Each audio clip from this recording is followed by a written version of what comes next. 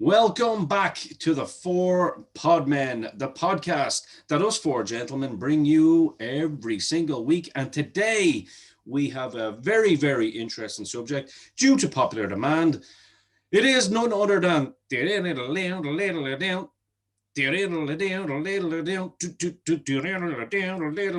boom. Right, so it is. If you didn't know who that was, you probably shouldn't be watching this show, but keep watching anyway because we like you and you're our friends. So stick around with us. I am your co-host for the day, Mr. Ian the Dynamo Kelly, joined by on your left or right, wherever it may be on your particular screen, Joe the Beef Duignan, the DJ Road Dog, Mr. Jason Kennedy, and your popular co-host for today, because he is your co-host for today, the shopkeeper, Niall Hogan. Niall, this is your baby today. I can't wait to see what we've got in store. Absolutely. I'm just going to sit back and do my little straight edge. I couldn't be further from straight edge if I tried, but hell, none of us are here. Welcome, lads. Niall, what have you got in store for us today? CM Punk is a very, very popular subject. Always, let's be real, always. But he's of course more popular this week again because he's kind of made the rounds again by just nothing but a simple tweet. Yeah, it's mad to think that a guy who's so straight edge could be so popular in terms of pro wrestling, isn't it? Like it's crazy, really, when you think about it. Yeah. I suppose what we should do is we should start by just having a rundown of his career and give people a bit of background and where it went, and start with that maybe, and then go back and look at some matches or some key points in his career that stand out, a la pipe bomb and various things like that. So I mean, to start with his career, I mean, you're talking about a man here who, when we talk about paying their dues, seriously paid his dues. For sure. Yeah. This is a guy who sort of had a fantastic feud with Raven in ROH, which really got his name out there. Then moved on and had a trilogy with Samoa Joe in ROH. If anyone hasn't watched that trilogy yet, go watch that trilogy. You got 2 1-hour draws and then Joe getting a win in the third, but it was phenomenal stuff, you know what I mean? Which for like an independent promotion to have 1-hour draws, you would think might be a bit too much, but these guys just really put it together. Yeah. Following on from that, then basically what you're saying is that it was actual wrestling instead of the Kenny Omega Okada car crash. It was called Ring of Honor. It was called Ring of Honor for a reason. Yeah, exactly.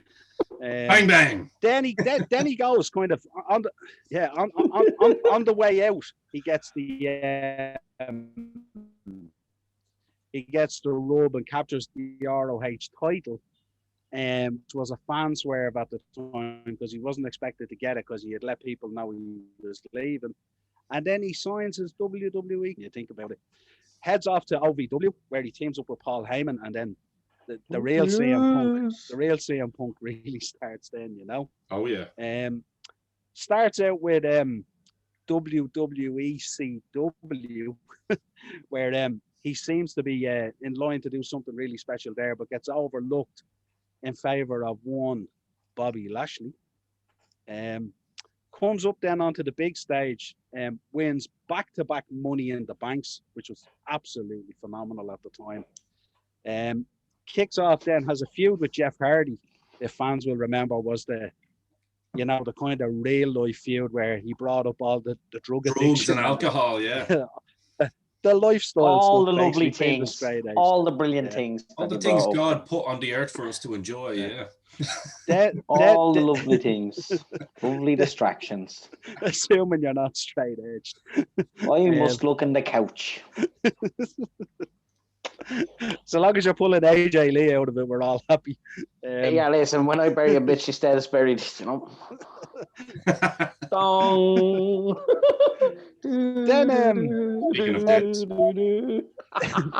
Then right after that feud, we see the beginning of creative frustration and the spawning of the Straight Edge Society.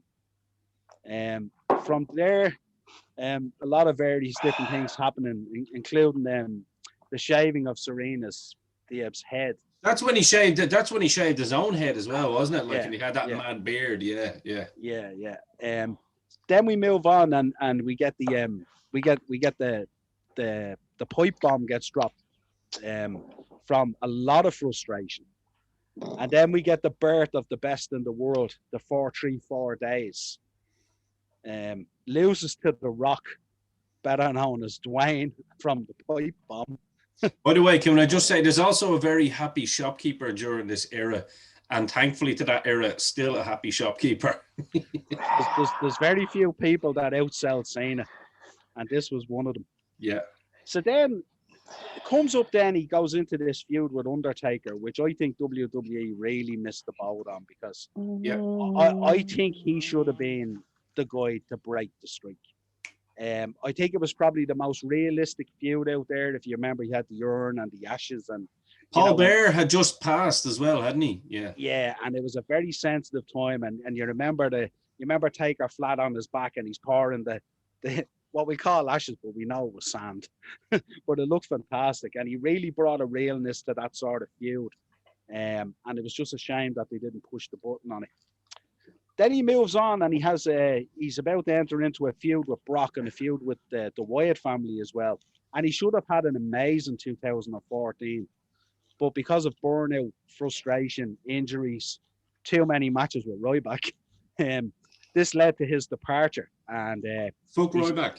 Yeah, so he basically ran down his contract, and off he went. And then we all remember the infamous podcast with Cole Cabana, and then off to the UFC, which didn't go too well. And that's kind of his career in a nutshell, apart from coming back to do a few sort of hosting on Fox and various things like that. But that's his career in a nutshell, really. So when you look at it, like, I mean, the real things that stand out, I mean, his career in ROH was phenomenal. I mean, the matches he had in there, I mean, apart from Joe, I mean, he had matches in there with Daniel Bryan Danielson. He had matches with Homicide. Like, I mean, anyone. Did he have a run with Austin Aries as well that I seem to remember? He did back in the earlier days, yeah. But I mean, he basically worked most of that ROH roster, you know what I mean? But like, this is a guy who even at that stage, you know, never really had a bad match. Everything was just unbelievable, like, you know. Yeah. I think the putting of him with Heyman and OVW, I think, was key. That what, you know, it's crazy, isn't it? Like how that relationship blossomed, because it's funny because obviously Heyman was kind of just the next step after Cornette, and you know he would have thrived under Cornette as well, obviously, but Heyman was there just so pissed off and wanted to give these guys a chance, and give them a chance. He did, in particular Monk. The documentary pretty much says that story now, doesn't it? Yeah, absolutely. It was just like, no, I think he recognized very quickly when he went into OVW or, you know, WWE, that it was like, this was a political minefield. This was not Ring of Honor. This was a very different world. Yeah. And his moves and his friendship with Heyman was a very shrewd move on his behalf in terms of politicking. You know what I mean? Because no one in WWE was really sold on him. I know that the birth of the sort of indie audience and the indie crowd was starting to really take its momentum.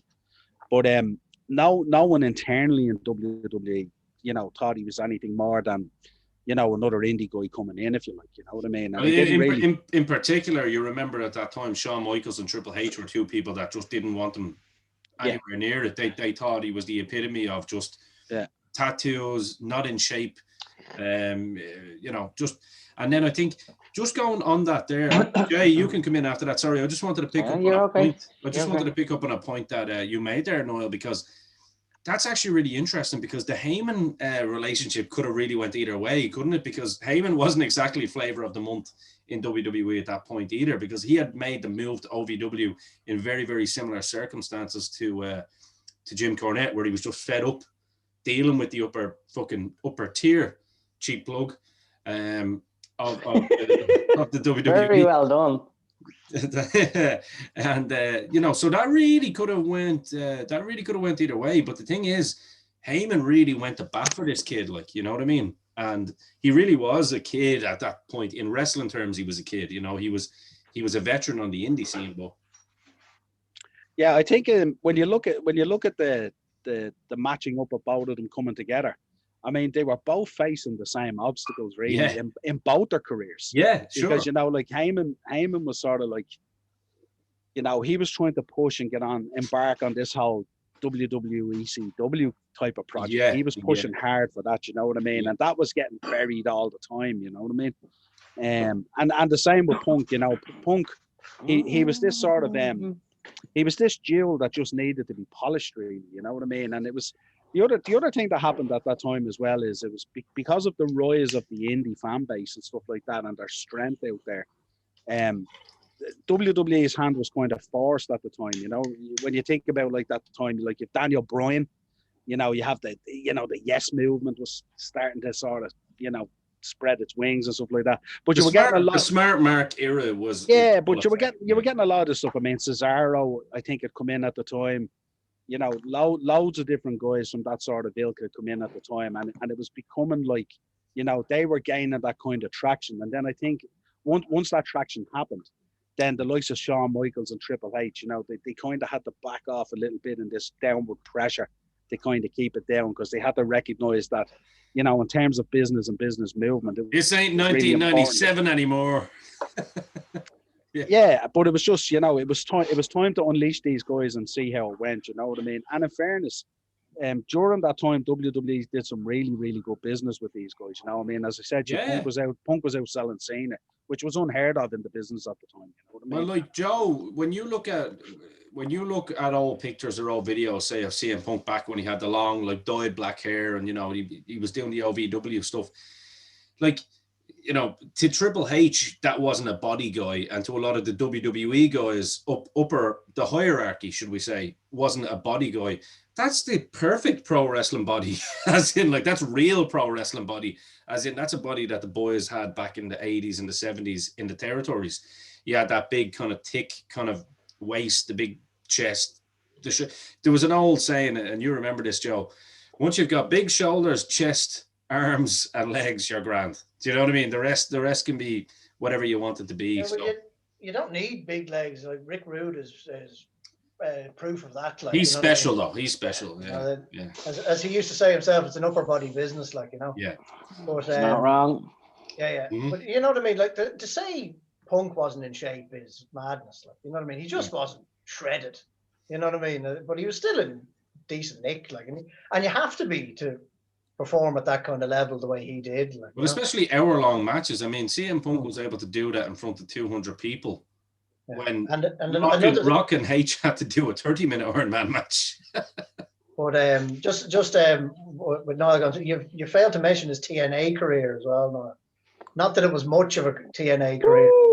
About a month long, was it? He was only a bit player. I think he was part of Raven's flock. I think he was only. I don't know if he had a singles match. I think he was only tags. One. The rest was tag and group. Yeah, the rest was tag. Run in. Yeah. As I said, he didn't have much of a career there. Yeah, he was also he was a gangster at Mania 22 as well. Yeah, that's right. See Tommy Gunn at the side of the car. and I think, wasn't he a druid as well for Undertaker at one stage? I'm not too sure about that one, but I know he was definitely a gangster. And I remember being I was watching that Mania live with a few indie fan darlings, and at the time, I have to say, much to my chagrin, I was kind of laughing at them, going, "Ha, there's your boy." And then, like, joke is on me now because I became a fan out of that. You know what I mean? So, yeah, that was, and you know what I mean, that to have that much shit thrown at you, like, and it was literal shit. I mean, when he goes and he talks about Triple H in particular and other guys, he literally, it's because these were the people that were actively and forcefully trying to go, no, this guy, no, we're not going here. Like, so it showed the level of the man's perseverance, I suppose. Well, I don't think they were prepared for.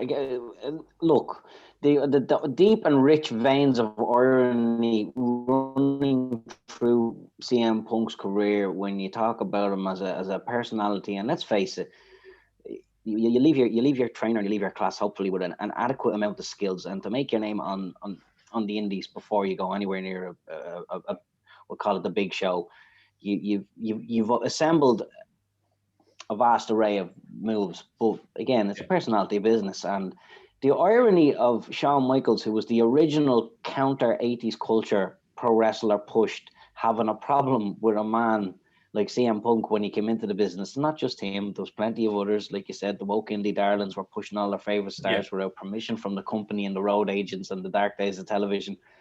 And then H, a man who, let's face it, stepped into his own after the Warrior dropped him on his face. Another bloke who everybody said couldn't work to begin with. To go and have essentially what is debatably a perfect career. I mean, the guy starts in 99. He retires in what, 2014, 2015, 2016? Yeah. Right? That's a 15-year stretch working the ring, working the audience, working his charisma, even though we all didn't get it initially and nobody did. I mean, again, I'm a hindsight fan. I could never boast being a big fan of the man, but he worked and merked the system all the way through his ascension, a 14-year straight run to the top. And then I got to the top of the mountain. Every one of you said I wouldn't. I've got your fans. I've got your female champ. She's my wife now. See you long time. I also have my own private bus to bring me everywhere because, you know what, just because I can. Yeah, there was definitely a grooming of the counterculture versus the establishment in his rise through. I mean, even Big John beating the living shit out of the Nexus, and you know, just there's a lovely. It would make a great telemovie of the guy who, like Rudy, the little engine that could, the everyman body who rose to the top. Ultimate Warrior, because I know Ultimate Warrior, and Jay, you I'm not bringing him up just because you're here, but it just came to me because I do remember he's an important piece. I do remember Ultimate Warrior saying. And I remember people that had like, you know, been slighted by the company, Warrior, Brett, a few other people. All the greats, yeah. They all really got behind CM Punk because of. Would I be wrong to say this? And Niall, I'm sure you're going to love what I'm about to drop here. Boom, pipe bomb, baby. Fans out there as well, please do comment here and see if you agree with us or not. See the real life Stone Cold Steve Austin. Do you know what I mean? The real life Stone Cold Steve Austin, where he was actually going and putting it up to the boss and saying, "Fuck you! I'm going to get you in I'm going to get you in a program in your own ring where I have to sign a contract because I have your belt, and I'm going to make you look like a wimp." You know, I know Vince is always up for that if there's money to be made, but he was doing this shit actually behind the scenes, like. Yeah, I think the brilliance of even wearing the Austin shirt during the pipe bomb. Yeah. You know what I mean? Was just, and you know, the shout out to Cole Cabana and all the things that really got up their nose. I'm a Paul Heyman guy. Yeah, and then he goes in hard on the family, you know, about the doofus son-in-law, and you know they're all gonna take over, and like even like. You know, practically wishing death on Vince and everything. You know, you're what was he said? You're a millionaire that should be a billionaire because you surround yourself with glad-handed idiots like your stupid daughter and your stupid son-in-law. Think about that. Think about that for 1 second. I know we often digress into proverbial conversations about the business as a bigger picture, and how many times have we said, "Oh, the day kayfabe died, the day it broke." Yeah, here this fucking Pepsi tattooed fuck is sitting down at the top of the ramp. They're sitting at gorilla position. You know, it's pretty much just that scene. Him sitting in another Stars t-shirt. It's almost a throwback to the Warrior wearing Macho Man on his knee, basically breaking every fourth wall possible. And every woke smart mark in the world said, kayfabe died with the curtain call. I was like, well, then what the fuck is that sitting there? What is that? Like, he's duped us all again. There it is, layered in a tapestry of yous are all full of shit. And this man is outselling everybody and has done it his own way from the minute he stepped in all the way up to the top of the mountain and dropping pipe bombs to a production truck that could pretty much stop them when they wanted, but they let it roll. I actually think, and I mean, we're not going to talk about this in terms of, you know, because this will be a future episode, I'm sure, in terms of talking about the greatest talkers of all time. But I mean, when you talk, different subject. When you talk about the greatest talkers of all time, CM Punk is definitely in the conversation, because off the back of that is when he actually talks about this microphone isn't just a microphone, it's a pipe bomb. I mean, that is just, I mean, this is a man who is very, very literate You know, he's a big love of comics and stuff, and he obviously went and wrote for Marvel and stuff like that. So you can tell he's quite well versed in that. But you know, just a very shrewd man. And what I actually liked during that as well, and it's not necessarily everyone's favorite, but one of my favorite bits was when he, you know, he goes, John Cena, while you're lying there, hopefully in as much pain as you can possibly be. He goes, but you remember when he actually said, he goes, John, I don't hate you. And he goes, in fact, I don't even dislike you. In fact, I do like you. I like you a hell of a lot better than some of those little ass kissers in the back. You're no Dwayne. He's a real ass kisser. And I was like, oh my God, he just dropped The Rock's name in this. Like, I mean, I'd say Vince backstage was going, that wasn't meant to be. Like, I didn't know he was going to go down this road. Rock straight away, FaceTime and Vince going, what the hell is this? literally sitting there grabbing that proverbial brass ring that's allegedly there for everybody to grab, but you're not supposed to hold it. You're not supposed to get to it without my permission. But it's like I just put a little picture together in my head. It reminds me of I think when you've got the fans behind you and you know as a superstar, there's nothing that anybody can do to you because the Vince at the end of the day is a numbers man. And when the accountants are calling him up, going, yeah, no, sorry, boss, but he's right. He's shifting merch like nobody is. What do you mean? It's like, yeah, you're going to have to listen. You're going to have to take the hit on this one, pal. You know? But it's almost like, do you remember that little scene in Rocky 2 where they do the presser and Rocky's just sitting there all mopey and all, and Apollo is the champ there and he's all like giving it the big one, giving it the you know, career great, all this, I'm the greatest, that last time was a fluke. And then Paulie pipes up from the corner, he's going to bust you. Apollo turns around, does the McGregor, who the fuck is that guy? And he's like, I'm the on-silent majority. He's going to do you. And you're like, there he is right there. There's CM Punk speaking for everybody who bought a ticket in the show, talking to the boss directly through television. It's perfect. Dude, pro wrestling. He used the Rage Against the Machine off the Battle of Los Angeles album, the voice of the voiceless. And I was just like, boom. There you go. That lends credence to your point there, Jay. Yeah, the unsilent majority. I'm speaking for the people who bought my T-shirts who are filling your till full of money, and unfortunately, now you can't afford to turn me off. But the genius behind this is because it is, and we'll bring Joe in here in a minute as well, and Niall, because I think personally the genius behind this, you know, because we were always going to spend a long time talking about that particular pipe bomb and try to dissect it, because I mean it is probably the greatest promo of all time in my opinion. I probably think it is the greatest promo of all time. I don't think anything comes close to it personally. And that's just purely because of what it was. Like, that's what made me a fan of this guy. I was like, holy shit, this guy is that's my man. Like, but one of the things that he said as well was when he said he was the voice of the voiceless, he followed that on by saying you know, this is the great genius behind the worker that he is in terms of heel.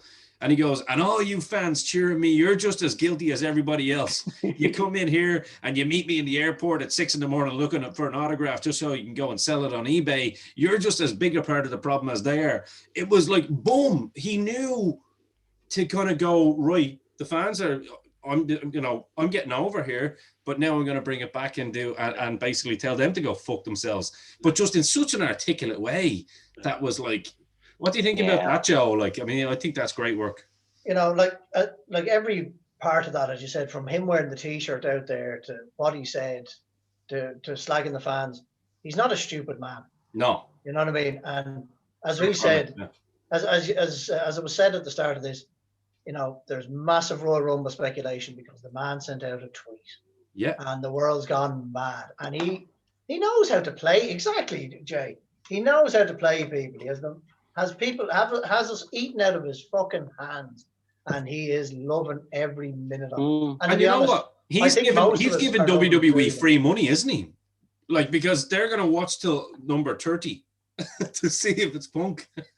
Yeah. You know, I'm telling you, there'll be a few people that'll be tuning in the hope that he does turn up, and it's a few extra bob in their pocket, and they won't be too upset about that. Like, well, you know that big bag of money that he said it would take him to get back in the ring. If I was Vinnie Mac, And if I was Triple H, I would be getting that bag and filling it left, right, and center to say, if we can actually bring back some of the casual fans and make them fucking, dude, I mean, it's worth all the money in the world, in my opinion. He might as well have just painted the fucking mask on and said, give me 40 billion pounds and I'll come back. I'll wear the fucking tassels if you want. I'm telling you, lads. Absolutely. Yeah, they'll make it back. They'll make it back and more on merch. Oh, yes. Yeah. And Niall will be buying 7 or 8 more properties. Niall will be all of our bosses, legitimately. CM portfolio. I'm one of those guys who queues up to buy all those collector cups. Oh yeah. As far as Niall, in terms of the pipe bomb, because obviously, you know, anyone that knows you, and you know, we always call you the shopkeeper because you obviously you are the OG when it comes to having a wrestling shop in Ireland, and the only wrestling shop in Ireland. Let's be real. But when you talk about that being like, you know, you're a numbers guy, so you see Cena is your boy in the sense that that's the consistency. But you probably never thought to be another guy that could match Cena unless The Rock came back on a full-time schedule or Stone Cold came back on a full-time schedule. Like, but CM Punk just out of nowhere, boom, that pipe bomb happens. You go into work on Monday morning and you go, baby. Well, the funny thing about it is when the pipe bomb went off, everyone wanted that Austin shirt. Oh, okay. That was the funny thing about it. That was the blue one, wasn't it? Just the blue one, the stomping mud holes. Yeah. And they still order it. But to talk about CM Punk, I mean, that iconic best in the world shirt. He gave Austin the robe and everything. Yeah. But he that best in the world shirt, the iconic shirt, that first best in the world one, that's the shirt in the shop that is sold out and had to be restocked the most times. Like Cena would be a very big seller, but like Cena at the time had new merch nearly every 2 months. So he was like the Beyonce of wrestling, wasn't he? Yeah, so Cena fans would be buying the new color or the new design or the new slogan. But Punk's best in the world shirt, like we could still sell bucket loads of that today. As a matter of fact, a customer hit me up yesterday actually on Facebook, and he wanted to order the CM Punk Nexus shirt, the one with the black with the yellow lightning bolt one with the fist. It was a lovely shirt. Like that, yeah. And like that was only yesterday. So that'll tell you the reach and the effect that the man had in terms of merchandise. The other point that you have to make as well, they tried as hard as they could to lie about the level of his merch sales. So they didn't have to make him the #1 merch seller. And I think he touches on that himself, doesn't he, when he talks about the royalties and all. They tried to dampen down the royalties and stuff like that to him because of the merch sales. He was selling bucket loads. Well, they done so much stupid shit to him. Like, and again, this all came from like, you know, it all came from a dislike of one man that just seems to creep up. I'm not going to mention his name again, but just one man that he either likes it or he doesn't, and then Vince tends to listen to that man. And like, if you're Vince, you're going, shut the fuck up, son-in-law, and you just go and make me grand fucking kids. Son-in-law, unmentioned name. But you know, the funny thing. Hey, this is a CM Punk show, Jay. Yeah. But the funny thing about that man that you mentioned now, that man now has morphed into a man that's all about business. Yes. He would love to have that role back to that time where he's in this job now. Absolutely, and that's what I'm going to say, and that's why I'm going to give that man that we're talking about. Of course, it is Triple H. Everyone knows that. This is our running joke. Joe talks about death. I talk about Triple H. Niall talks about Arn Anderson, and Jay just talks about everything. So in between, everything in between. He is the talk.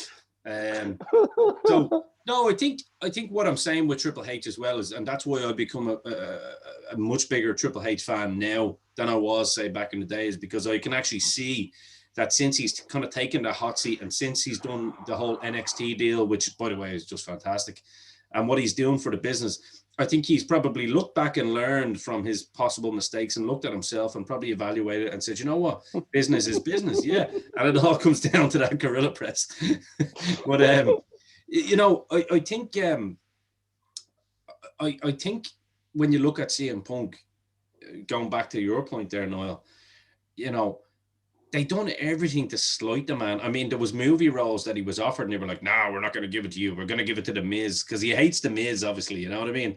And it's like, why? Like, you know what I mean? I mean, CM Punk has won 2 movies now. He's already got One Girl on the Third Floor, which is on Netflix. It's actually a pretty decent movie. And now some fans are calling for him to be the next Ash in Evil Dead, and even Bruce Campbell himself said, "Yeah," he goes, "He'd be a perfect me." You know, so I was like, but the Miz is the Marine. You know, it's like there's always guys within that company. They're just such a weird company, aren't they? Like for a public company, still like, and for a company that likes to, we're anti-bully. You know, we don't like bullying unless it's in our fucking, unless it's in our 15 years of hazing is okay. Yeah. You know, it's such a strange dynamic, isn't it? Yeah, but see, WWE don't like to give the rub to anyone they haven't built themselves. Like, Yeah, you know, and the finger being pointed, it's your turn now, and you know, and it's not your turn yet.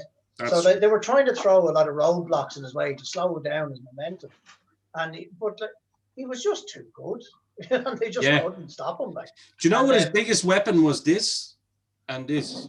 Yeah, and like he also had a lot of fans that completely bought into who he was and what he was doing, which helped as well. But that was because he knew what the hell he was at, and he had the fans, as I said, still eating out of the palm of his hand, and he hasn't been in the ring in how long? still people are counterculture anti-hero, you know. You know, I found a thing as well, because people always know Jay as the Warrior guy. They always know me as the Brett guy. They always know Niall as the Triple H guy. That's what you are now, Niall. I'm okay with it. But no, cool. Absolutely. And so you should be. But I actually looked at I found a few things. Like, I was trying to look back on tweets and old tweets and old Instagram posts, and I found one that was very apparent that kind of I thought was actually really interesting. When he got beaten on his first UFC fight, I saw Bret Hart put one up with him. And he said, he goes, "You know what, win, lose or draw," he goes, you had the biggest balls of anybody to step in an octagon. He goes, "But also you had even bigger balls to step into a multi-billion-dollar corporation and do what none of us could do, and take it to them, and formed your own path." And basically said, "Do you know what? You might have told me years ago," this is obviously a personal conversation they had, "you might have told me a long time ago I was your hero." He goes, "But you're actually my hero." And I thought that was really cool. You know, you can see a lot of old guys and old timers as well that just have like we mentioned, the Warrior was a big fan of him as well.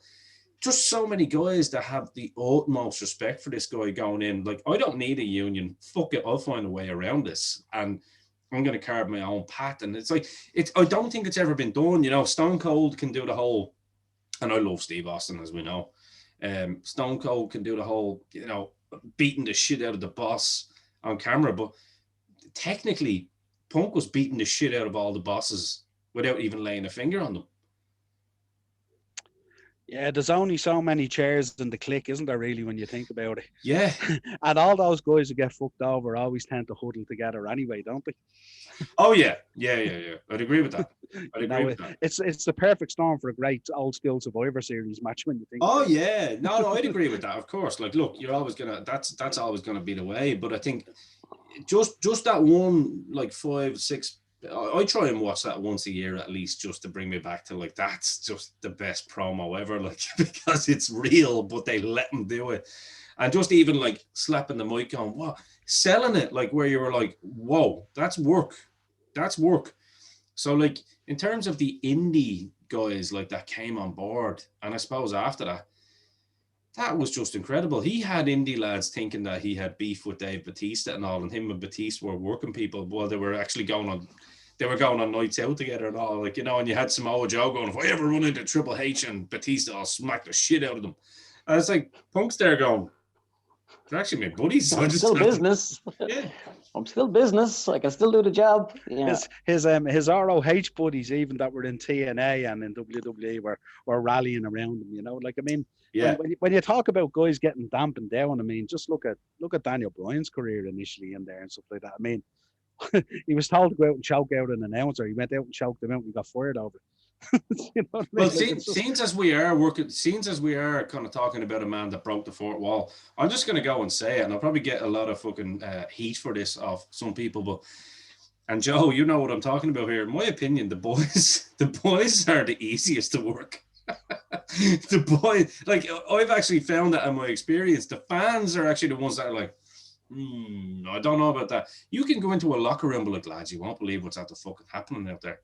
Like, blah, blah, and they're like, oh, there's a big queue. Like, I swear to God, you ask, well, just ask think Kev about Rocks, Jay, he'll tell you, easiest people in the world. Just think of Jericho. Just think of Jericho confronting Lesnar with Orton. There you go.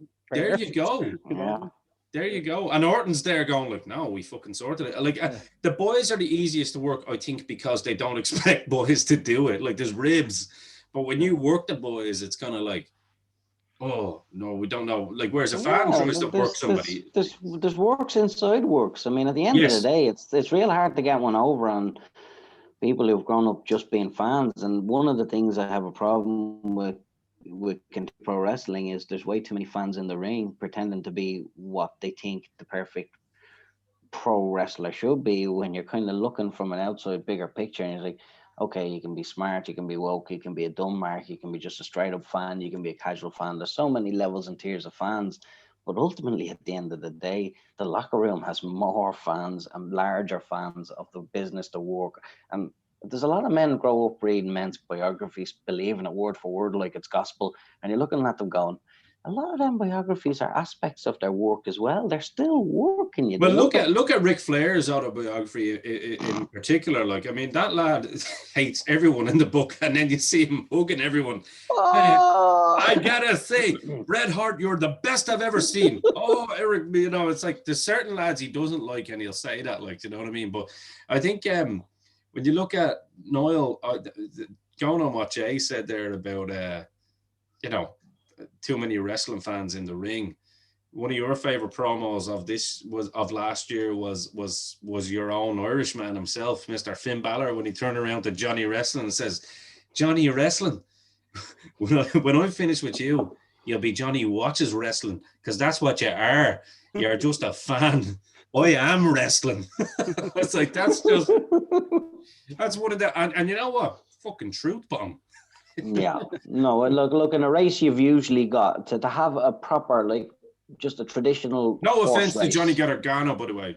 Yeah, listen, for all we know, that could have been a work inside a work that led to some beautiful fucking waxing lyricals. That's what the business is. If you can't talk, you ain't getting the next push. I just thought it was really cool. That's all. I thought it was well. Well, no, you look, it's a succinct truth. It's the truth in a nutshell. And more often than not, in this business that we love, it's the men speaking for us, the plebs, doing the thumbs up and thumbs down, who we'll rally behind. And he was a counterculture anti-hero. He was speaking for the men who rarely had a voice in the bigger picture. And the internet has lent pro wrestling and the tapestry of storytelling a completely new facet, which the business is 5 years behind. And if you want a categorical fact proving this, you go from a pipe bomb, which is the hottest segment and promo in pro wrestling in 20 fucking years, whether you like it or not, to 4 or 5 years later, the whole McMahon family standing in the ring saying, "We are going to start listening to you." You're like, he literally told you to do that 4 or 5 years ago, and now you're standing up and lying to us, even though we know you're lying to us, but using the bits of his promo and the truths that he was laying down to try and win fans back. Cop the fuck on. If you listen to these men when it was time to listen to them, we might be a little bit further in the advancement of a product. But here we are in the same old rut. And like I said, when you're running a horse race, you can only have one blue fucking collar or a blue ribbon show pony in that race. He's going to lead the race. The rest are fucking plow horses. You can't have a race with just one horse. You need those other horses to run. And the work inside the work is often, we will systematically raise 9 to 10 men on this card. 2 will be company men who have a longevity. 4 or 5 might be in and outs. A few might have an eye on a long career, but might stumble through injury or mishap along the way. And then you'll have one outsider. You need that one outsider, that conscientious, objective voice that says, "Wrong! They want me!" And the proof is at the fucking till. But you know what? You need that guy to struggle. You need him always to struggle, because he's the one who gets us on side. It's, again, as a storytelling tapestry, it's a layered work, and there's always that one dark horse that they kind of hold at arm's length on. You're not allowed to be great. You're not allowed to be great. And he's like, well, I'm already great. And you're going to see it in 2 or 3 years anyway. Put as many obstacles in front of me face. Give me all the shit you want. It doesn't matter, because every time I break that curtain, they lose their fucking shit, and everybody knows it. That's a great way to segue into Niall. What about some of his actual work within WWE? That's a great segue, actually, in terms of just talk. We talked about how great his promos are. Yeah, well, I suppose what we should do is we should start from, when they were sort of getting over the fact that they were trying to hold him down, and then they had to release this guy, this beast, So, he had 2 great. Yeah, I mean, he had some great matches with Chris Jericho. That feud was actually pretty good. Was that the one where Jericho was like pouring beer on his head and everything? Yeah, that was brilliant. Yeah, that was good. And then I think we've already mentioned the Undertaker one, which I thought was, for me, was missed opportunity. Yeah, missed opportunity, but probably the best build up I seen to a Taker match in terms of the realism of a feud. I'd agree with that. And the opportunity to potentially drop the streak and stuff like that. Obviously the Jeff Hardy one goes without saying. You got the straight edge guy actually going in hard on the poor unfortunate drug addict and alcohol issues and whatever it was. Obviously his feuds with John Cena are well known. Obviously, what about? Why don't we pause on that one for a second? Because that match, obviously, the story of that was amazing too. Because he was the champion, and the whole idea was that his contract was running out, which it legitimately was, and that's where we got the kayfabe kind of story there. And Jay always likes to talk about, if Vince is going to do business with you and he's going to basically say, right, this is you and me. And I think that's exactly what happened there. Vince basically went to Punk and went, nobody else knows about this bad boy. You and me know about this. Don't let anyone know you're signing with us, and you're going to fucking win. You're going to win the title, against John Cena, because he wasn't the champion at the time. Sorry, I have to correct myself. Before some indie darling comments under there, I've corrected myself, okay? But he goes, that was the Survivor Series, was it? No, was that? No, it was money in the bank. Money in the bank. Money in the bank. Okay. So he goes, basically, if he wins the title, this is what Vince doesn't want, because I've got this lunatic that is and he says it on the promo. I might go wrestle in New Japan. Who knows? It's like, wow, he's gonna. And then when he wins that belt, he's basically taking pictures of it like in his fridge, and he's putting them up as tweets. Do you remember that? He was putting tweets up of the belt in his fridge. He went in his local basketball, his little local basketball court somewhere in Chicago, and just put it in the middle of the floor. And he goes, "Might leave it here. I don't know." if you remember when he won it, and he's sitting on the barrier with the fans, and he's holding it like this, and he's waving. Yeah, and I think he even left through the fans, didn't he? He did. He went out with the fans and stuff like that. I actually sent Joe that match, and Joe, you can probably talk a little bit about the match as well, because I remember at the time you were getting back into wrestling and hadn't really seen much of Punk's work, and I said, if you are going to look at a match, with all the cards on the table, you got to watch John Cena and CM Punk, and for all of. It's so strange, man. I find the wrestling universe is so weird, like in a lot of ways, because they tend to kind of go, oh, well, he was a great talker. He was an okay worker. And I'm like, no, he wasn't an okay worker. He was a fucking fantastic worker. That match against Cena, I think, proves exactly what CM Punk was capable of under the fucking lights of, forget about under the lights, but under the lights of pressure, to deliver on that absolutely epic promo. And I thought he absolutely knocked it out of the park. And that's at a time where Cena was probably not really considered the most technically amazing wrestler or whatever. But the thing is, if you gave Cena an amazing dance partner back then, you got a 5-star. No, fuck 5-star matches. Fuck you, Dave Meltzer. You got a 10-star match. And that's what I thought we got with that, with all the stipulations. How many stars were on the back of his pants? Huh? You were? I said, how many stars were on the back of his work trunks? 4, I think. 4, yeah. Yeah, we'll call it a 4-star match because that's what he wore to the ring every fucking night. The thing Four that stars. really came, I mean, the thing that really came across in that match was, you had such a divided fan base. If you remember looking at the match, you had the Punk side of the fan base there that were doing their thing, but you also had a very strong Cena fan base there that didn't want this upstart to head off with the belt. I know And you they were had pulling for Cena as well. you had the kids and the pedos that were up for John Cena, and then you had the wrestling fans that were up for CM Punk. Yeah. Our very own pipe bomb. There you go.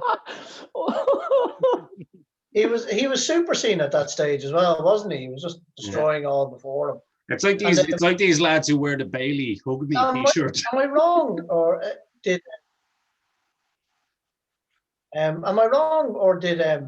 CM Punk turn up at a couple of indie shows when he was?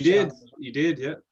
I was thinking he did all right, yeah. Yeah, but which of course set the cat amongst the pigeons again. I was like, geez, is he actually gone? And all this kind of crap. Once again, as Jay pointed out earlier, the fucking he's a master. He's a master troll. He went and did the Comic-Con circuit with it, didn't he? And he had the belt up on the table the Comic-Cons. And I think a couple of indie wrestlers used to come into the Q&A sessions when they did the panel things. And weren't they calling them out and all? They wanted a match for the title and all this. It was really well done, except he probably needed to show up on New Japan or Ring of Honor, really, or something like that. They kind of half followed through, but didn't really follow through. Like they could have really come to some arrangement with Ring of Honor because, I mean, let's be honest, they had a relationship with Ring of Honor anyway. But they done enough though, Niall. I think they done enough. I think you know what I mean. I don't think they missed an opportunity at all with that whole thing. I mean, putting the belt in the fridge, putting it in the basketball port, like I said, just going. Yeah, I might leave it here for some lad to have. Like, I don't know. Yeah, but I think what happened was, in terms of bringing him back, they brought him back too quickly. They brought him back in too soon. I get you. Yeah, sorry. You know what I mean? Like everyone was expecting him to be gone, and I think he was gone for, what was it, 2 weeks, 3 weeks? Wasn't he on the newspaper or something like that? Roughly. Yeah. So like, I don't think it was long enough, and something. I would have loved if he had a match on Ring of Honor for the title or something like that. Just even a throwaway match. That would have been a great idea. Kind of cemented, that kind of like. That would have been. Or even if a couple of Ring of Honor guys had to jump them at a Comic-Con or something. just really put it out there, I think. But WWE are famous for that, not being able to hold their piss. It's all like just. When someone should be out for a few months, they always bring them back way too early. Like, well, I think one thing that we can actually commend. I mean, Bruce Pritchard would have been part of that storyline with the Hogan Savage storyline with Elizabeth and all, and that was kind of that was one of the long, the slow build and the long kind of horn storylines that they ran. And I think with Bruce, you're seeing in certain things, even though he's back now, just to give him a bit of credit, because a lot of people just blame him on everything, which. I think is also wrong sometimes. But I think the fact that, and I'm not the biggest Bruce fan in the world, but what I'm saying is I think when you look at what he's doing with, say, Roman Reigns at the moment, I think that's what you can see. When you get someone that can deal with that one big storyline and just let it run and run and run and run, it's so much better, isn't it? But and I agree with you, Joe. I'm not disagreeing with your point. But that's the first time. That's the first time I've seen it in a long time, where I've seen like the Roman Reigns story. That's the only one I'm talking about. That's kind of been lit for a long time, like I story. Sorry, a month-long story, months long. Yeah. You see, there's a problem there. There's an aspect there which Joe just touched on, and you just touched on, and there is a joint and mitigating circumstance or mitigating issue here, which we never factor in. As fans, we either fucking rally against the company. Is a shit. You don't know what we want. You don't ever know what we want. Bad storytelling, bad writers. But we've also become very fucking impatient as a fan base. Yes. People don't know what they want, but they know they want it. Fickle. It's like, we want him back. It's like, well, it'd be better if he came back later because it'd be a super pop. But you impatient fucking 52 Christmases a fucking year, pieces of shit. Just keep chanting his fucking name over everything. Slow down, stop, watch the storytelling, and let us communicate this vehicle of fucking, entertainment for you. No, we want it now. I was like, fair enough, you have it now, but you fucking blew the load. Whereas now, no fans are in the crowd. They can pipe in the fucking soundtrack of fucking audio that they want. We're actually seeing that the development of storytelling is the long-term development of structured characters. Like, I mean, even the prospect of young Uso over the next 5 or 6 years is going to be brilliant, simply because he's tied into a story being told over 4 or 5 months that the fans aren't there to boo out of the building. Sometimes the fans need to take responsibility for their fucking bullshit. I have a good analogy based on that, and Joe was going to remember this from the late great Andre Baker. Oh, what guys, over in Hammerlock, and he used to say, "And I what guys, I'm going to do my best London impression, because this is how Andre talked." He was like, "And I like to consider it like a good wank." So you're having a fucking wank, you're on the way, you think of something else, and it's gone, and then you got to fucking start again. There's nothing more frustrating than ruining your own fucking wank. Do you remember that, Joe? I don't, but my memory is yeah, that's true. That's true. My memory is utter, and there's a good chance I was pissed as a fart on Dooley's. That's true. Dooley's toffee liquor. Yeah. Man. Just on Jay's, just when Jay was talking about how the fans can be putting a lot of pressure, I'm sure they get an awful lot of pressure from the channel execs. Are like, you can't leave him off TV for too long, because the numbers are bigger when he's on telly than when he's not. So you get, I'd say there's a lot of that pressure too, not just cash pressure. Yeah. Here. What about the guy running the merchandise warehouse who's down about $2 million in sales in that fortnight? No one's buying spinner belts because they think it's gone. Best in the world shirts are hanging around because they think he's gone. Vince just got the spreadsheet down about 2 million in that 2 weeks. And he goes, "Get him back here now."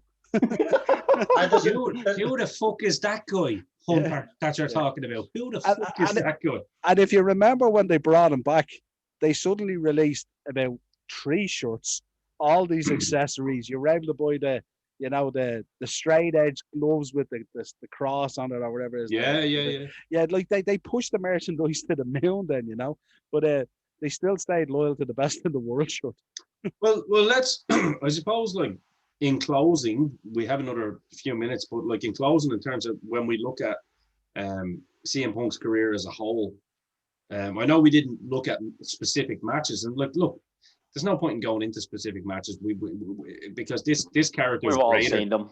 Yeah, we've all seen them. People know the matches. It's about the phenom the man was and the cultural impact he's had on the business, not so much a fucking play-by-play. We've all been there. We've all seen it. Absolutely. So I think when we talk about like his place, I mean, when I done my little bit of research this week, I was kind of going, he actually does have a fucking show, because don't forget, Austin had like a 4-year period. Punk pretty much had something similar. Like when we go back and review like our Mount Rushmores and stuff like that, like, I mean, I couldn't argue with someone if they said that CM Punk's on their Mount Rushmore. Like that's and you know what? He did it at a time that Jay actually kind of alluded to earlier, that it was harder to do. A straight 14-year run in front of the world where we control what happened in the ring via that fucking click mouse bullshit. There you go. Absolutely, yeah. So like, I actually, I might have to revisit me around Mount Rushmore and go, yeah, maybe CM Punk could be there, because I mean, like, he, like we said, he gave Austin the rub by just wearing an Austin t-shirt, and as you said, Noel, those Austin t-shirts sold. I'm sure Steve was sitting there in the Broken Skull Ranch going, "Hey, thank you, Punk." We often say standing on the shoulders of giants. Didn't he wrestle in Macho's colours as well and drop a big elbow at a particular match? He wrestled in Macho's colours. He done the Hitman one, remember, with the pink and black with the... Yes, he knows where he came from. He knows where he came from. He done that segment with Punk and... with John Cena and Bret, when Bret hit him, Punk, remember? And he actually wore Bret's gear in the ring. Like, that was... He basically said, like, that was literally my ultimate homage to basically take a bump for the Hitman, you know what I mean? So like, the man, I mean, that elbow drop, I mean, he's the first I've seen do it the macho way as well on the big side. Looking out the little window. Yeah. So I mean, I don't know. I think CM Punk definitely.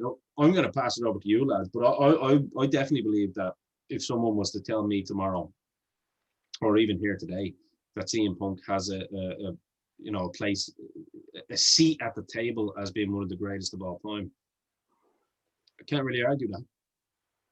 No, I think the impact that he had on the business, it's led us down this path of, the big interest in the likes of Wrestle Kingdoms and the big interest in the likes of Ring of Honor and, TNA and, even AEW now and stuff like that. You know what I mean? Like this is the man who sent the fan base back down that pathway when they had kind of left it. Because you look at it now, like, I mean, if he hadn't have sort of opened up that kind of pathway and set that whole indie sort of fan base on fire, would you have a Young Bucks today? Would you have the interest in a Cody Rhodes that has left the business and gone into AEW and been independent and formed their own thing? Would anyone care about a Hangman Page or a Darby Allin or an Orange Cassidy or any of these guys? Still real to me, damn it. Yeah, but you know what I mean. He's that guy who took a wave of people and flushed them from the big show back into those other shows, to generate that interest. And if you remember over that time period, that's when people, who you met up who were wrestling fans, less spoke about WWE and spoke more about their interest in New Japan or Ring of Honor or, Impact when it became Impact or AEW as it is now. All those kind of things, and this is. Sorry. Yeah, go ahead, Joe. Just saying, he reminded people that there was more than just WWE out there. Sure. Yeah. Sure. And as like during that pipe bomb promo, he dropped names left, right, and center, and it made people trigger. Like, what the hell? Oh yeah, geez, there is more. And also, you can guarantee there were a lot of casual fans that went, "What's he talking about?" and looked it up and found it and fell in love with it as well. Yeah, absolutely. Yeah, he was giving everybody the rub on that, and that's kind of what I appreciate about Punk. I mean, definitely the most.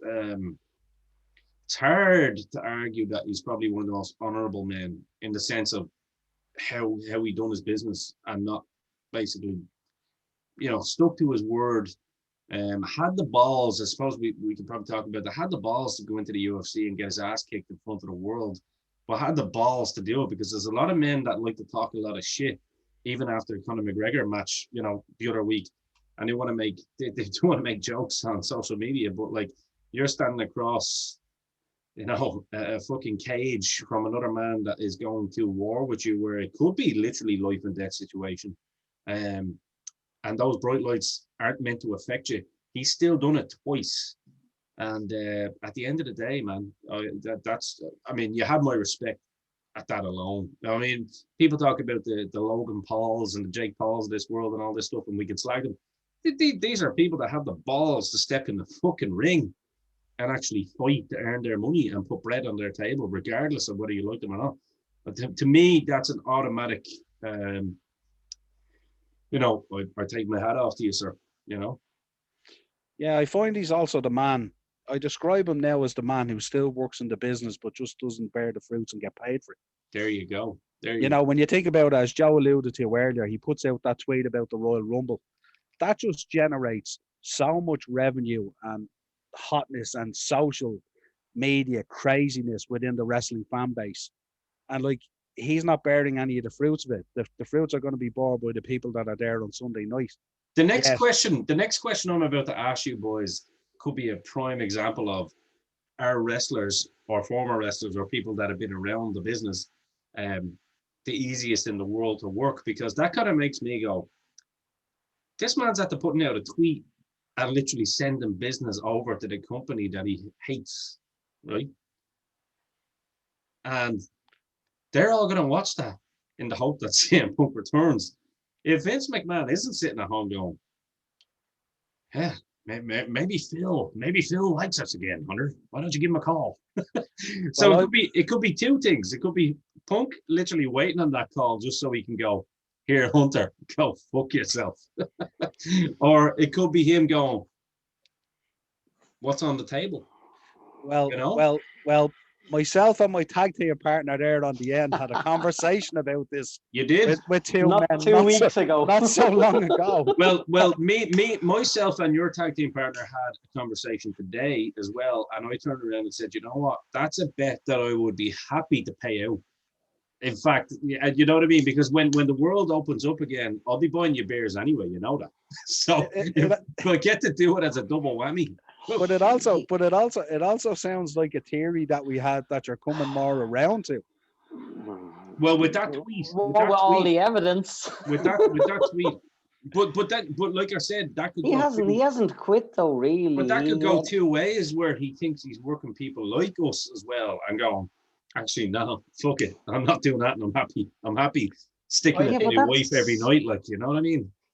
Well, you know, if he shows up on Sunday, me and Jay are going on holidays to Finglas. Do you know what? You're get more a than €50 taxi to collect the tenner. Do you know what? Jay, it'd be worth it. You know what I'll do? I'll actually, I'll arrange some. As you can see, my nice little hotel room here. I'll arrange some screens. Yeah. I'll get some screens there, so we can all just pass the beer around the corner. Be not bothered. You could FedEx the tenner to us like Punk's release papers that they. Yeah. No. There'd be no fun in that. Come on. No, but I think, lads, you know, you talk about how he's shifting, money towards WWE and eyes towards it and stuff like that. I think he just loves to watch people squirm and talk shite. And once he's in the conversation, he doesn't give a shit. Well, he's keeping his brand. He's keeping his brand relevant, isn't he? Yeah, exactly. I think as long as people are talking about him, whether it's making money for someone else, as long as he's on people's lips, he doesn't give a shit, I think, personally. Well, no, that's a good point, Joe, because at the end of the day, like, his brand is CM Punk. He is Phil Brooks, you know what I mean? Like, you know, you can be guaranteed when he's making love to his wife and she's looking in his eyes, he's not saying, oh, yeah, you know, turn me around, CM. She's going, hit me, Phil. You know what I mean? Or whatever they're into, I don't know. Very gamey tonight. Very gamey tonight. But what I'm saying is, though, like, Phil Brooks is the man, CM Punk is the brand. So by him keeping that brand open, it's always, he's got so many options, you know what I mean? And if he wants to come back for a 2-year run with WWE or AEW or wherever the fuck he wants to go, like, he's just so smart in that sense. And like, everything that we've talked about tonight proves that he's. But anyone in that position, the worst thing that could happen to you is you let your star fade and let people forget about you. There you can't do that. He has to, as I said, he has to throw out these kind of vague tweets and stuff like that every now and then, just to create a buzz, like. And the thing about it is, for, like, you know, back in the day, the reason people would come back, you know, they'd bring out a DVD, like, you'd have Bret Hart bring out a DVD and then come back, and it's great. That's how you get your in back into the company. You know, Foley would have like a book that's written, you know, promoting it on the New York Times, and whereas this guy literally just goes, here's a tweet. Yeah, but look, I'm going to have to, give me a second. I just need to put my tinfoil hat on. There we go. I am a serious fan and a major propagator of the fact that kayfabe is still alive and well and living in front of your eyes. And the reason it's there is because men who know better than you for 100 years have always known when to shift the goalposts. When we get... Oh, they've shut him off. FBI has entered the chat. When we'll fucking take again. And this you have to go away for your comeback to mean something. And whether it's Edge or whether it's fucking Sean losing the smile, sometimes you rest Shergar and you put him out the stud and hope the Ra don't kidnap him. Do you know what I mean? And this is what happened with CM Punk. He made it to the apex. He wore the crown. He found his fucking wife. He is a businessman. And not only that, first and foremost, when we talk about, look, indie darlings who started off backyard wrestling and find themselves doing 47 super kicks in a match down in some fucking other brand new upstart promotion, he's a consummate professional wrestler in every sense of the word. He was not injury prone. He's had probably a couple of niggles here or there. He's always there. He's the kind of guy you can lean on. I need you in. He made it to the apex of the fucking industry, the top of the mountain. Wrestled with injuries, which is actually the guy that you really want. Yeah. Do you know what I mean? I made a very large point with being a consummate professional and a professional wrestler. Also spoke up for the boys, for the workhorses who never earned a fucking voice. Said they made me work injured. I was unwell. The doctor's now here saying he shouldn't be going, and you're sending me in, and I'm doing the business for you. Where's the care for me as a fucking thoroughbred racehorse? You showed none. Then he fucking rests his account for 3 or 4 years, goes off.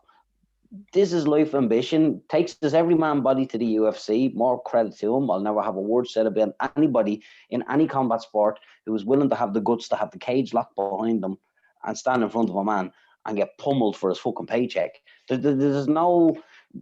You can root through the couch looking for enough money to get the bus into town hall while you're passing judgment on men who've done braver things than you, and you're sitting there in your snide little comments which are QWERTY in front of you, clickety between your Pornhub sessions. None of your bullshit matters. He did it. He got the shit bet out of him, and he done it with a great dignity. Now, all of that aside, he's still a consummate professional wrestler, and that doesn't go away. You just don't turn it off, to quote John Rambo. You just don't turn it off.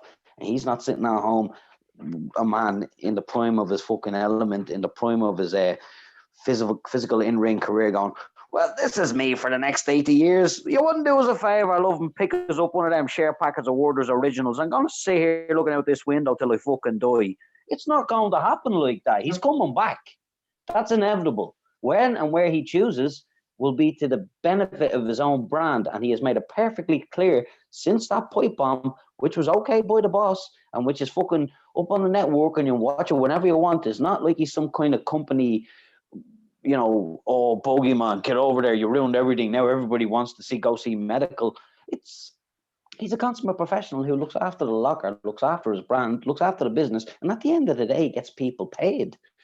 And he doesn't do it with he might not be the most technical wrestler in the world. Stand there and tell me who fucking was. Every time somebody's brilliant, you have to wait 20 years before you can admit he's brilliant. The man was a bell-to-bell consummate professional wrestler who could have a match with anybody you put in front of him, whether it was heel, whether it was babyface, whatever you needed from him, he turned up and he did it. What more do you want from your athletes? What more do you want? I mean, it's like Hulk Hogan had 4 moves for 27 years.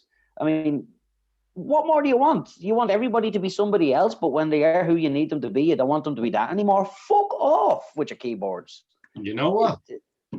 That is literally the only way and best way to end this show. I can't add anything to that. That is just, I don't know about you guys. Is there anything that you would like to add to that? I think that's fucking genius, to be honest. Well, is he going to turn up at the Rumble? Yes or no, lad? No. If not this one, there's about 16 more in the next 16 years when he chooses. Yeah, we've got that means another 16 years of us doing this every year, Jay. Are you doing on for the next 40 lockdowns? No. he might do the New usual normal, baby. He might do the usual kayfabe thing. He might leave it and show up on Monday Night Raw. Oh no, that would be genius. That would be genius. No, lads, I think that's perfect. I think everything Jay said there. I mean, I concur with it. I salute it. Perfect. It's absolutely spot on. From people having something to say about warriors that get into a fucking ring or an octagon, as you say, with a cage closed behind you. It's absolutely spot on. Jay, thank you once again for that. And remember, we don't listen to men who run from bar fights. All that big talk comes from men who don't usually know how to fucking take care of business to begin with. You have to remember as well, the top time in the UFC, the top matchups and all that type of stuff. There's been heels and baby faces and storytelling as well. Don't forget that. When Brock Lesnar went in there, he brought that heel act into the UFC and lit it on fire. Yeah, Undertaker sitting beside him at the octagon. Do you want to go? Yeah, right. And we hadn't seen anything like it since Chuck Liddell and Tito and Shamrock, remember? And then of course McGregor comes on the scene. He was a kind of a washing machine version of all these guys rolled into one. He has the Vince strut, he has the flair, he loves the work. He loves the work. So anyone that doesn't get that can go fuck themselves, basically. Well, don't forget you've a lot Probably of going combat. to tonight anyway. That's what they do. You've a lot of combat purist fans out there who apparently wouldn't have much time for pro wrestling, but they do love those heel storylines when they come into the UFC. You know what? And they sure do love Conor McGregor too. Many Irishmen, all that fake stuff is. I was like, yeah, you ask Conor McGregor real man to man if that's fake stuff. Yeah. Also, tell Ken Shamrock, Dan Severn, and Don Freud that they're full of shit. Go, all three of them, shoulder to shoulder. You men with an array of beautiful mustaches, and you creeping lunatic, you're all fake. Yeah, see how that goes for you. See how that goes for you. Do you know something? Here's a vision to leave you with. What if McGregor shows up in WWE with a set of trunks on him and kick pads? Well, listen, that's a conversation for a different time, because I do believe that will eventually happen. It's inevitable. Yeah, that's inevitable, and I don't think it'll be a pair of it'll be kick pads, all right, but it'll be a pair of boots on underneath. And that man has shown that he can put on the poundage if he needs to. And I just want to say categorically, 5'9" is a perfect height for a pro wrestler. So I think I will Conor McGregor. I recommend Conor McGregor should go for that. Oh, here, 5'9" is a perfectly height once you're in 3-inch lifts. Oh, bombshell tonight. Well, you can go with that any way which you want. Just saying, it's a perfect height. Well, in fairness, in the WWE, 5'9" is about 6'2". I'll say one thing though. Niall's actually kind of right. Like, if you're already wearing the lifts and you can only get to 5'9", I don't know. I don't know about that one. I'd look at one of those German strategy stretching machines possibly to make you taller. There's nothing wrong with doing a dive through the middle rope. It's all good. You know what? That's still the best one. Unless you're Finn Balor or someone like Daniel Bryan doing it, it's still the best one. Definitely. Lads, I really enjoyed that tonight. I think that's a great way to leave the show tonight. I think the one consensus that we all definitely agree on, from Joe, myself, Niall, and Jay, I think we all agree on the fact that CM Punk is definitely in the conversation as one of the best ever to do it. When you put the whole package together, how can he not be? 14-year career, well, probably a longer career. He will tell you probably a longer career, but realistically a 14-year career. But I mean, a good 5 years at the top, maybe 3 years at the tippy top. Listen, The Rock is the highest paid actor in the world at the moment, based off the back of something similar, and one of the biggest names on the planet. So. And it's not over yet. Yeah, the credits for that story haven't rolled down through the screen yet. That's I agree. Lads, this has actually been a pleasure. Shout out to Niall Hogan, of course, for being the man to pick that subject for this week. I really enjoyed that, actually. Credit to my colleagues as always. Love yous like brothers, because yous are brothers. Don't forget, before we do go, a little bit of business to take care of, bills to be paid. Don't forget to hit the subscribe button on YouTube. Hit the bell notification as well. That's super important, because when we do put shows out, boom, you're going to get notified. And whether you like the show or not, it doesn't matter. Your support means the world to us. If you want to leave negative comments as well, please do. There'll also be a link to Joe's OnlyFans in the comments also for anybody. Joe's OnlyFans. You see Big Joe there. He's got the IRFU, and he will do the last 2 letters to you if you want. The Sligo sex bomb. Oh yeah, he will take out the IR and then just think of Joe, okay? Because he will do that to you if you want. So, as any single ladies out there, Joe is also a fan. If you are a man that wears a Bailey Hug Me t-shirt, please don't contact us. We don't really want that. Just want to say that, straight away. Or contact us because we want to know why. Or no, listen to the show. Listen to the show. I'm just saying, don't contact us for Joe's information, because I'm not going to give it. I like Joe, not that much, but I like him. But no. All joking aside, guys, please do comment on it. Let us know. Yous are already fucking doing wonders for us as well. Like, we're actually starting to get a lot of great traction now. We're on Spotify audio as well, as everyone knows. We are also checking the YouTube comments as well. We would like to see a little more shit being slung, a little more shade being thrown, and a little more salt being spread. Get your fucking fingers out. Absolutely, guys. You know what I mean? There's no point in having a conversation with yourself while you're sitting watching the show. Write Bring it down. your shit. Bring your down. shit. Jay wants you to come at him. Bring your shit. Yeah. Absolutely. We want these guys on the show. Absolutely, guys. You are always welcome on our show, even if it's negative. Even if you want to come on and call us as a piece of shit, do it. No problem. We're here.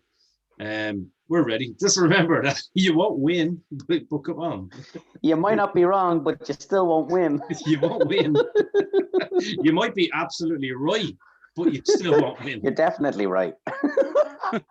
No, but all joking aside, guys, we love you. We love your support. I have to say, thank you for everybody that has hit a like and a subscribe on any show on the Dynamo Podcast Network. It means the world to us.